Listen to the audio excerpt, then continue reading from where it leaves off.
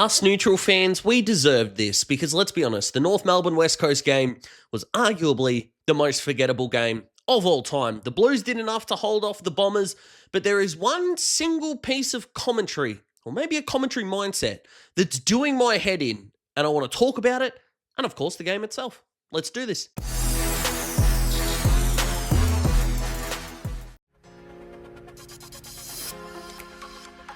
So the bit that I want to talk about first is that it was a fait accompli that Carlton were going to win this game.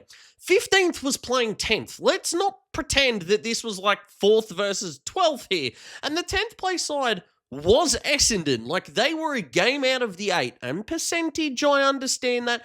And the Blues had like 25% on the Bombers. I'm not suggesting, and Carlton were favourites too, so I'm not suggesting in any way, shape or form that this result was a surprise, but what was so disrespectful, and I think this is to both teams, to be honest, that the commentary was around, well, Carlton didn't win by enough. It's disrespectful to Carlton because they shouldn't be expected to be beating anyone being 15th on the ladder, and Essendon were doing a hell of a lot better than, well, we were just waiting for them to roll over and die, which they didn't do, but more about that in the Essendon section. Back to the Blues. Now, you could look at this, and I'm sure Carlton fans are going to fit more into the macro side of things than the micro, but you got to look at both. So let's start with micro, because I love me some positivity, right?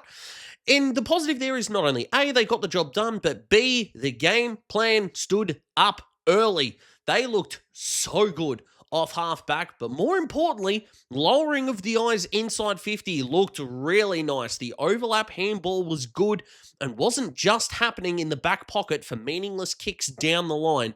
Now, did that change? Yeah, in a big way. However, credit where it is due, they effectively put the game away in that first quarter on paper. The problem was, and this is where we get to the macro side of things, is that the players believed that as well. Because Carlton, like a few other teams in the competition, once you can use your momentum to effectively punch them in the mouth, they have no response. And for nearly 2 quarters, that's what happened. And you can even look at some of the stats for these guys. So, for example, looking through the list here, like Blake Acres had 29 disposals. And if you cannot convince me that Blake Acres was very good tonight. He had moments of just pure yuck tonight. And that was a real shame, to be honest, because I'm a Blake Acres fan, right? But you're looking at like Zach Williams. Yes, he ran into the open goal. Apart from that, did he offer a whole lot? I know he kicked a couple of goals, but overall wasn't a big factor. Paddy Cripps was one of the quietest games that I'd seen him play. Lockie Fogarty, Orazio Fantasia, again, didn't do a whole lot. So we're looking at a couple of more senior guys here who didn't exactly grab the game by the throat. What's happening with Adam Chera? Will there be a little bit of an AFL investigation into that? My instinct is actually no, because I do not feel like the AFL would have just let Carlton just get away with that on the day. I'm sure that'll be a bit of a stupid talking point, to be honest, but I digress. Georgie Hewitt had 29 disposals, took the piss. Tom De Koning took the piss as well, kicked a goal. I think had 23 touches, 26 hitouts. Them two is so far ingrained first and second into Carlton's best and fairest count. Like, it could be over now and fight for third. I don't even know who the heck third would be. Let me know if you have an idea. But my goodness gracious me. In terms of real positives, though, yes, Sam Walsh's first and last quarters were good, but the second and thirds were not. Nick Haynes had some good moments, but again, I wouldn't say was out bloody standing, but did enough. The two that I want to give a big shout out to, one, he's going to get shouted out is how you talk. Good one, Daz. He's Hudson O'Keefe. 5 contested marks on debut. I loved what I saw. Love that for him. Congratulations to you, the man with the nickname Hawk. And I swear to you, if his nickname at Carlton is not Tua, something's going wrong. Australia culturally will be broken if that is currently not happening. Make it happen. Make it work. And of course, the other one is, I've completely forgot who I was going to shout out here. Jesse Motlop, of course, who I'm still waiting for him to actually rip a game by the scruff of the neck. Just rip it apart and just dominate it. It's still not happening now. Actually, more went against him that wasn't his fault, but made a real impact, kicked a couple of goals, and it seemed like every time he was around the footy, good things happened. So shout out to you, Jesse. Overall, Carlton go from 15th to, I think, 11th at the end of this game. Now, that could move if Melbourne do beat Collingwood. We'll wait and see if that happens. I don't think it will, but I've seen weirder things in footy this year. So I feel like Carlton have the right to be happy for a week, and in the grand scheme of things, they will probably be holding on to some skepticism moving forward. But a win is a win. You held on, you did enough, you had some composure in key spots, and you beat a team 5 spots on the ladder higher than you. That is never a bad thing. And of course, you beat Essendon. So, fingers crossed, we see some happy folks. I have a feeling Pommy's not going to be too happy. I haven't messaged the great man. I will very soon. But fingers crossed there's some positivity over there. So if you want the deep Carlton bias, go check him out and Blue Abroad. They do good work. Let's talk about the Bombers.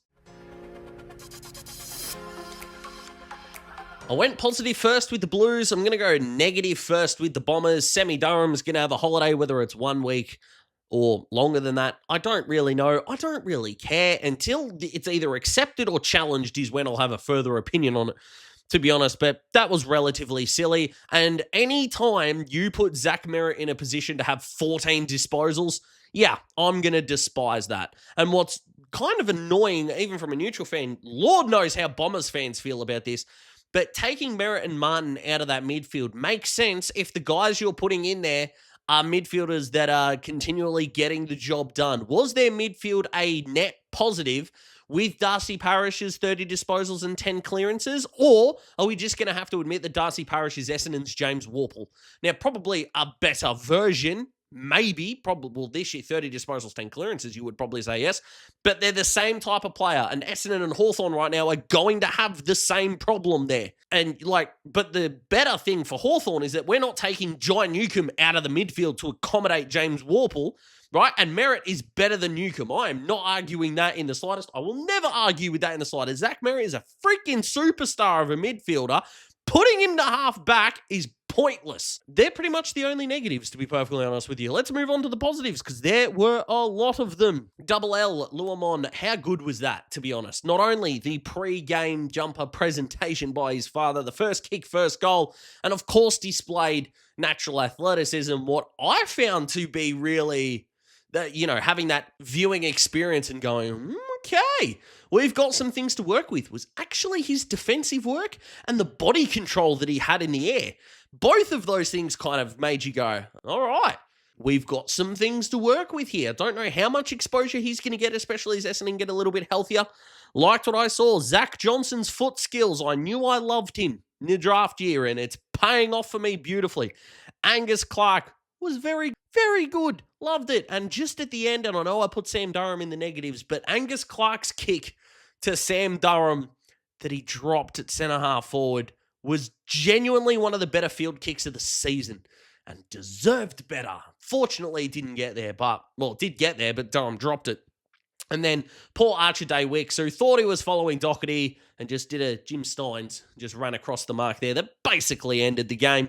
It is not Archer's fault. They lost, though. I want to make that perfectly clear. Jai Caldwell did what Jai Caldwell does, to be perfectly honest. Peter Wright kicked 3 goals, which we like. Andy McGrath, sure, 23 disposals. Okay, I'm not saying that in a negative way. Weren't the most noticeable 23 disposals from Andy Mack, to be completely honest with you. Jade Gresham played one of the better games that he has played in a while, and I really liked what Xavier Dersma did, but I'm going to save my Xavier Dersma thoughts for the midweek video, because I've got something a little bit different coming for my midweek video, so keep an eye out for that. But overall, I think as an Essendon fan, from the micro point of view, you'd be feeling shattered about the loss because, of course, the traditional enemy against the Blues. Macro, though, hopefully you are feeling a little bit better. I still think they need to bring more chaos into their game. This is reminding me a little bit of Richmond 2016, where they were just trying to be too much like the other teams in the competition and not developing their own game style. The most natural game style they looked was the game against Brisbane, and they nearly won. Now, you could argue that playing the way that they set up to play got them within a kick and a half of the Blues. But again, not to be a hypocrite here, you lost to a team 5 spots lower on the ladder than you. That's still important. First losing to 6th is an upset. 6th losing to 11th is an upset. 10th losing to 15th is still a big deal. So if you can get some tweaks there, But of course, you can't overcomplicate the game system either because you've got 5 bloody teenagers in the squad. I think I'm more positive on Essendon than I think I've been in a very long time. And look, as a neutral, it's really easy for me to go, I feel like they're on the right track because I don't have emotional investment, particularly in their history, whereas Essendon fans do. But I'm curious to see what you think as Essendon fans. So there's the wrap up, guys. If you like the video, subscribe to join the Daz Talks Footy cohort family. Another 100 is nearly ticked off. We're nearly at the 5,600 mark. I need your help to get there. So if you're not subscribed, please do so. Thank you so much for watching. I will not be deeply reviewing the Melbourne-Collingwood game because I will not be home for the majority of that, but I will be doing my end of round review. So if you watch YouTube Shorts, check that out.